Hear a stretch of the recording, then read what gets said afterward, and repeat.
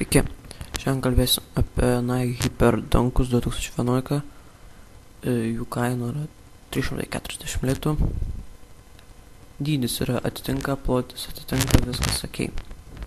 Taip, kalbėsim apie panaudotas technikas, pado raštą į medžiagas ir galėsite pirkti gal ne. Taip, panaudotas technologijas.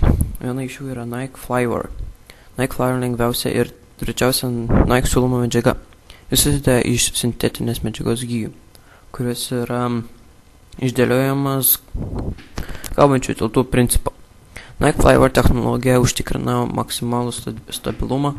Pėdai garantuoja, jog avalynė neprasitampys, pėda nepradės slidinėti naudodant šią technologiją, kuriami vieni lengviausių sportinių batelių.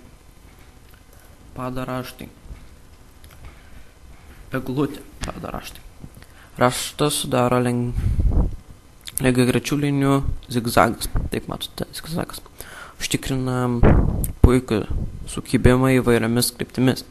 Zigzagai tai kai reikia greitai sustoti, startuoti arba sukti. Dažniausiai naudojama krepšiniui ir tenisui skirtuose bateliuose.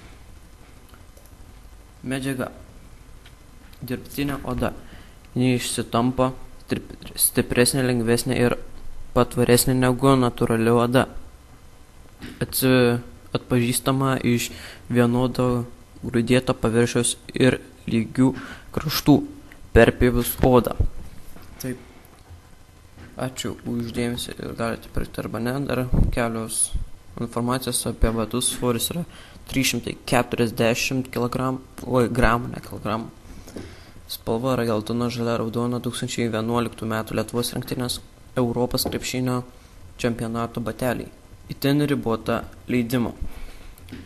Tai dėkui ir visą klausę, tai susitiksime kitą kartą.